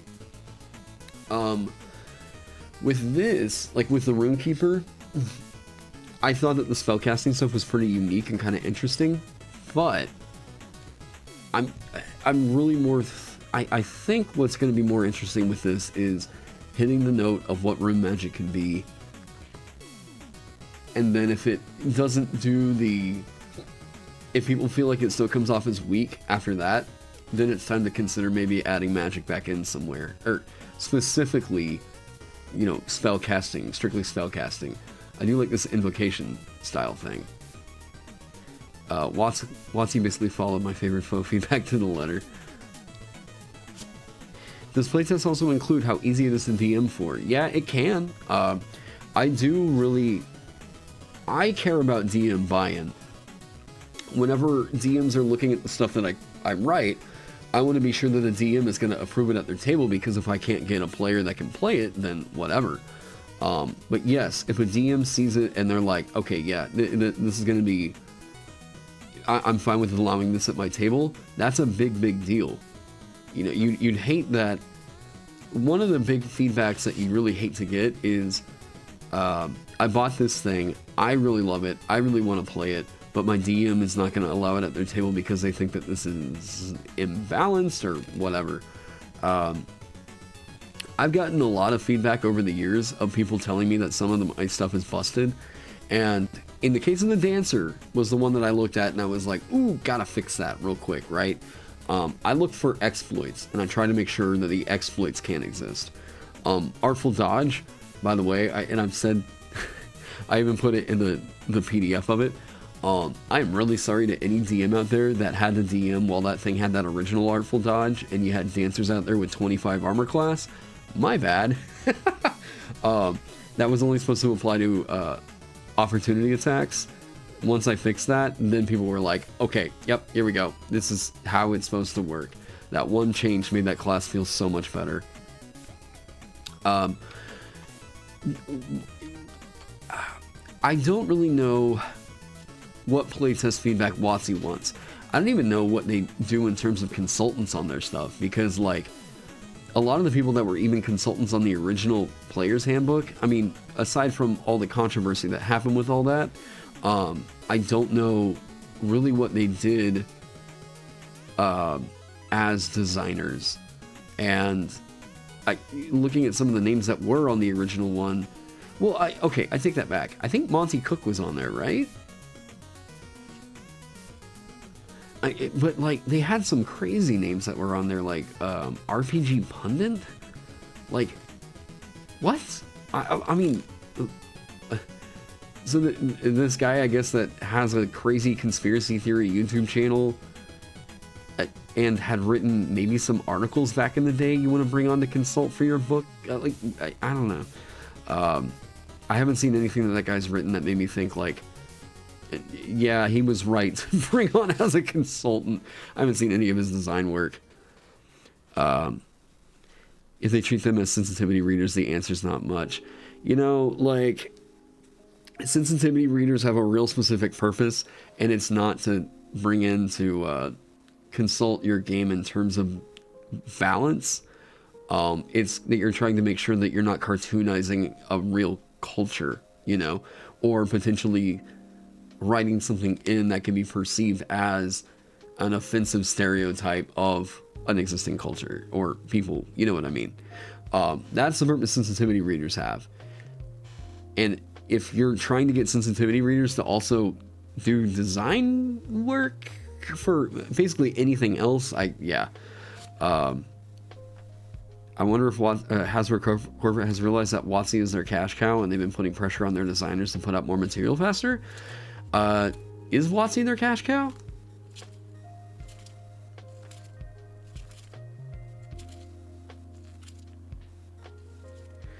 I feel like your stuff is busted in the same way a lot of people say Satyr or some other pretty decent TCOE classes are busted, where on paper and in play it feels more powerful than it is. Well, okay. Satyr is busted by means of it getting magic resistance. That's it. That mechanic is too good. Well, right, ukulele. Well, yeah, he's not talking. Yeah, I don't think that they were talking about is D&D their big pull. I think he was talking specifically about whether or not Wizards was. You place this at one of their events? It's a strange feedback system that they had. That's what I think. Interesting. Do you mind kind of getting into that? Because, like, I'd be super interested to hear about that. Because the only thing I've seen as far as, like, playtesting goes is, like, they throw something out into the wild, and then we give, like, survey feedback on it. And, like, you know, some people have a good eye for determining how balanced a thing is, but, like, that takes work. You know, that takes really trying to write for the system. Being able to understand why a mechanic could be busted just at a read is different than just, this felt fun at the table, you know? Well, so what you're talking about, Human, is on paper versus in play, right? Practical versus hypothetical. So white room analysis versus practical play, there's a solid argument to be made that practical play is kind of all that really matters. But we can still usually tell that, like, you know, if I wrote a feature that just says, I can use an action to kill a thing, and that's all it says, or I can use an action to deal 1 point of damage to something, we know that there's a comparative sense of balance between the two, right? We know which one is going to be stronger. So, like, with a feature like Magic Resistance doing so much, rather than something that just says, like, you get advantage on saving throws against being charmed, I mean, it's a whole other kind of tier of power, right? Comparatively. And if we can point to it and say, yes, this is just more than what other races conventionally get, or whatever other options that are of similar investment in terms of your levels and stuff, then yeah, it's probably not healthy for that to be of that category, I guess we'll say.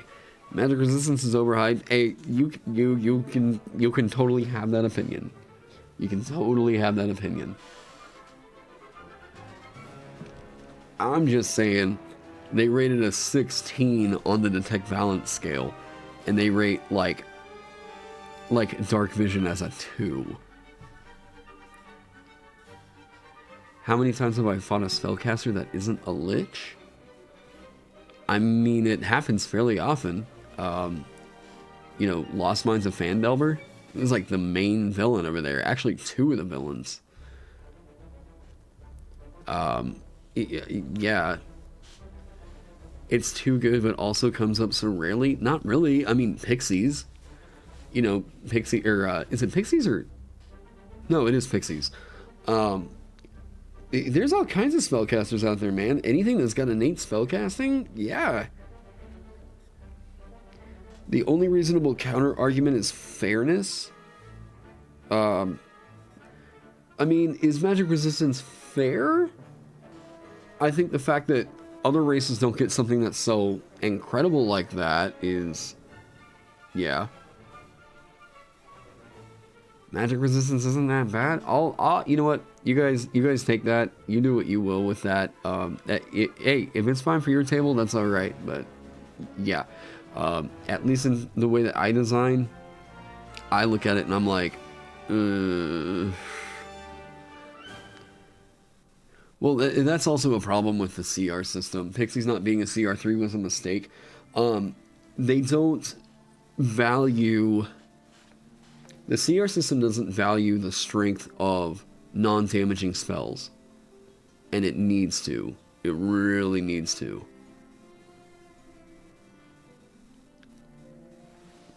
Like, even if there were just a threshold of a creature's CR can be no lower than the highest level spell that it can cast.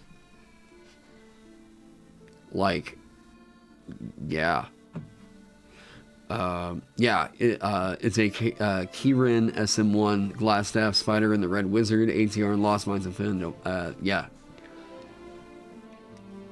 It does happen. It really does happen. And most of the humanoids that you're going to encounter that are going to be pretty challenging creatures are going to have spellcasting.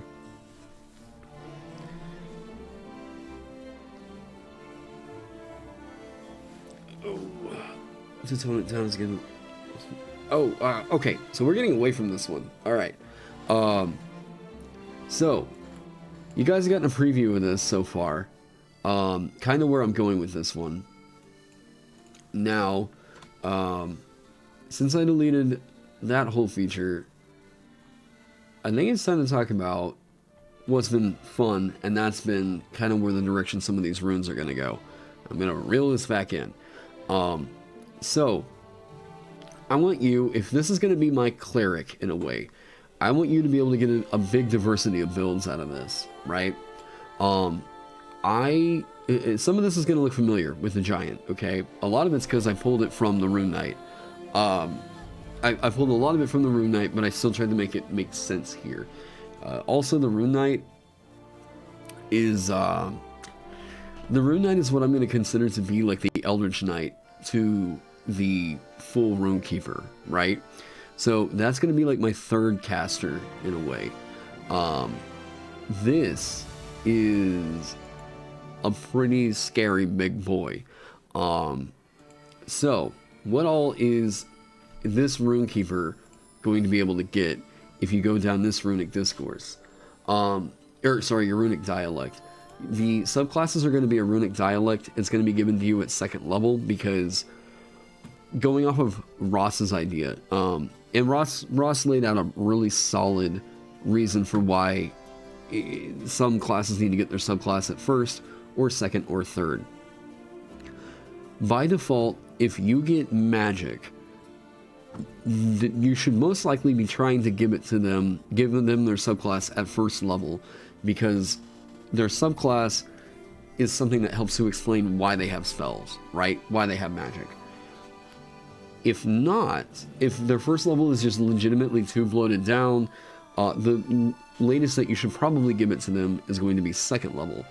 Now, in the case of half casters, they're going to get it at 3rd level.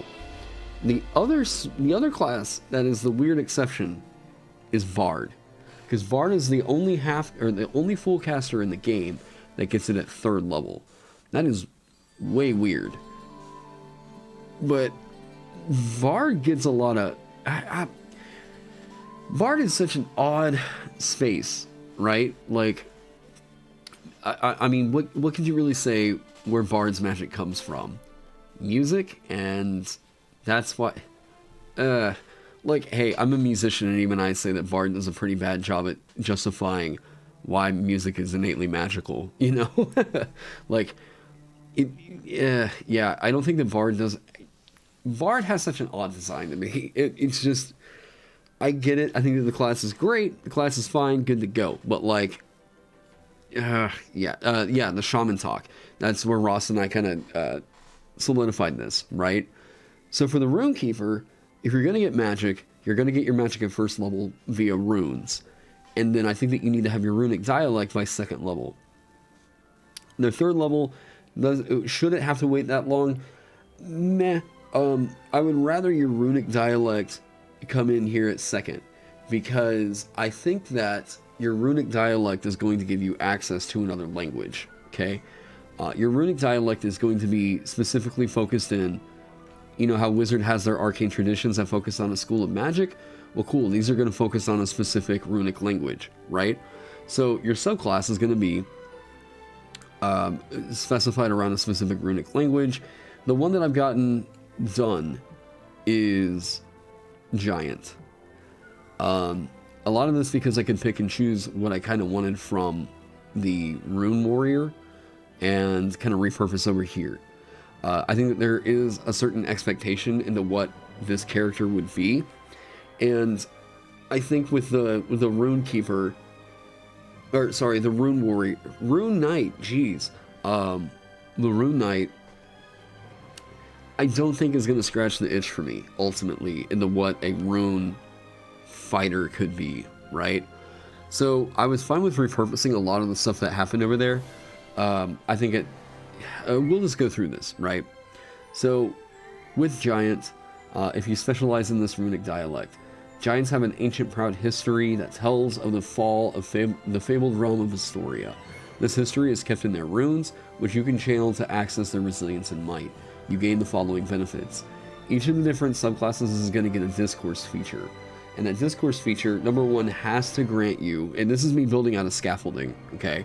So that discourse feature is going to grant you, number one, you need to be able to speak, read, and write the language that is associated with that runic language, okay? So, you learn to speak, read, and write Giant, and one other language of your choice if you already speak Giant. Further, and that's just to help that redundancy, right? Now, further, this is the one I'm trying to figure out. You are proficient with any armor or weapons you have inscribed with a rune from the Giant runic language. Because I don't want to just give you proficiency here, because that feels like, I think that this needs to be, you're proficient with any armor or weapons you have inscribed with a rune from the Giant runic language that you are attuned to. So that it's not as good as you have this flexible proficiency with any weapons or armor, right? It has to be that you also have to be attuned to it in order for you to be proficient with it. It's going to encourage you to kind of use these runes on yourself, right? And I like the idea of that. I like what that says there for the identity of the Runekeeper. Jotun Resilience. This was in the Giant Soul Sorcerer. And I'll talk about why I think something needs to get this. Jotun Resilience, or Jotun Resilience. Your hit point maximum increases by 2, and increases by 1 whenever you gain a level in this class. Reason being, what this effectively means is that your hit die, instead of a D8, is now a D10. Average dice rolls for a D10 are 1 higher than for a D8. So this is allowing you to push up into the front line, which I want. I want that. How do I get rid of all these spammy accounts on here? I guess thank you for being here. What this is doing is it's going to help you, more so than just help you to tank, it shifts your zone in combat. You're a little bit safer by getting up into the front line. That feels like a feature from the class I told you I DM. At second level, they can craft a special suit of armor that they're... Oh, gotcha. Well, it's not a D12. It's going to be... This is just going to be a D10. Here, it's at second level, so it has to be the maximum increases by 2.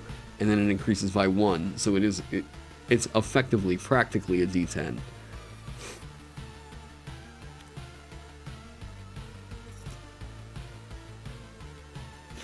Hello spam, my only friends. So magic weapons probably couldn't be used with this class. It can. Whenever you inscribe a rune on a magic item, and you attune to it, you're also attuned to the rune, and that will be clarified. So a D8 with tough is comparable to a D12. It's actually comparable to a D14.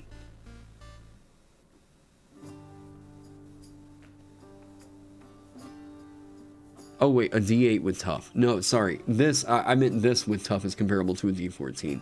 Yeah, a D8 with tough is comparable to a D12. So, Seer of Lost Astoria. This is...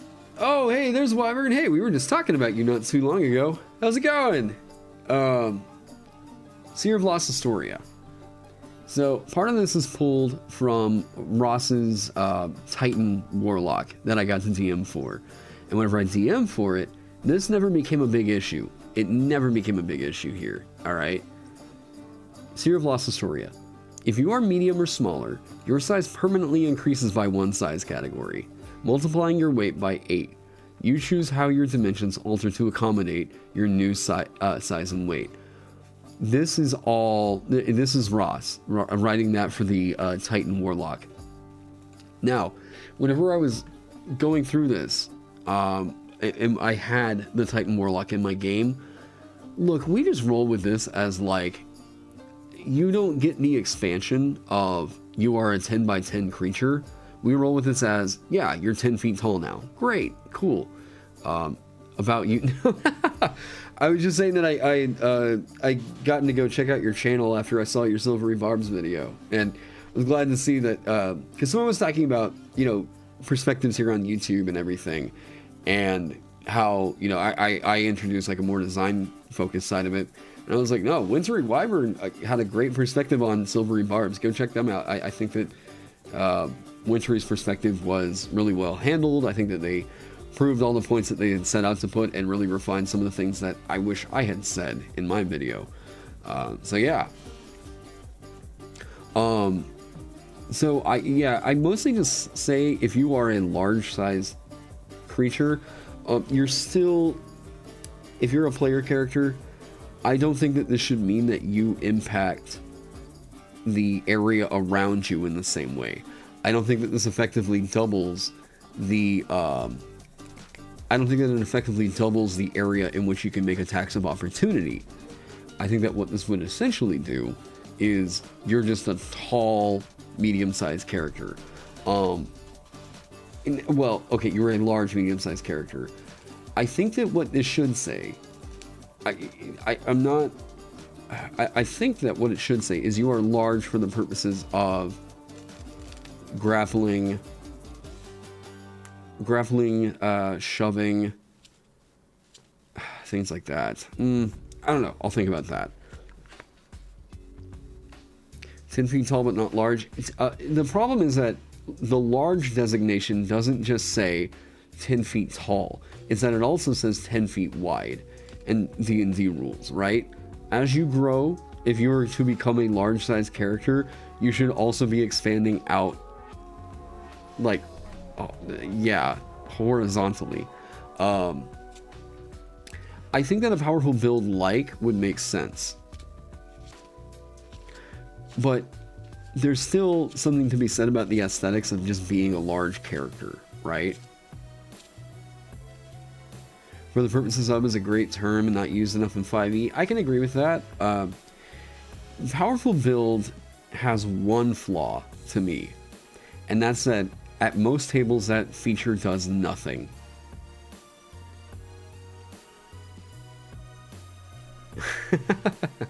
Well, I appreciate it. So the problem with powerful build is that, like I said, at most tables that feature does basically nothing. I gave it a slight bump. Let me open this one up. Okay. This is my overhaul document. Okay, I made a change to every single powerful build feature. Goliath. Okay, and I wanted to make the giant races feel a little bit more unique. This feature right here, we've play tested this. This has been totally fine. It sounds real crazy. You're gonna see it here in a second over on the Runekeeper.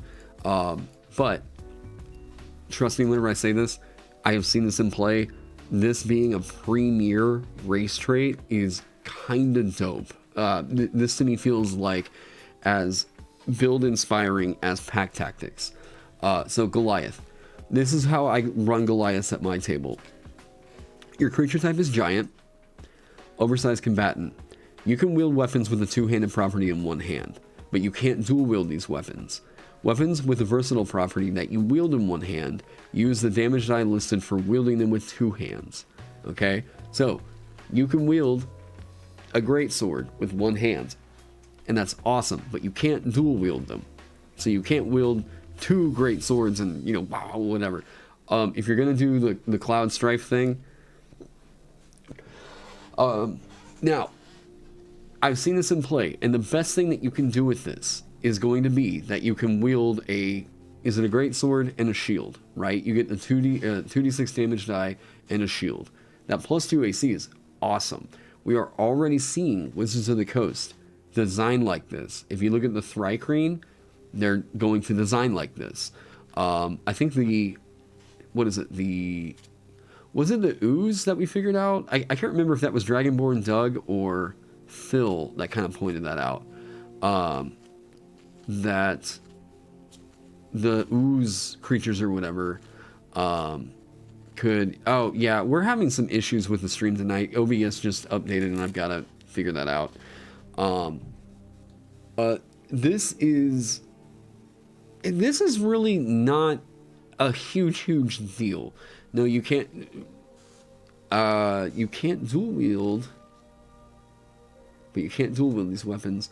The versatile property, you can wield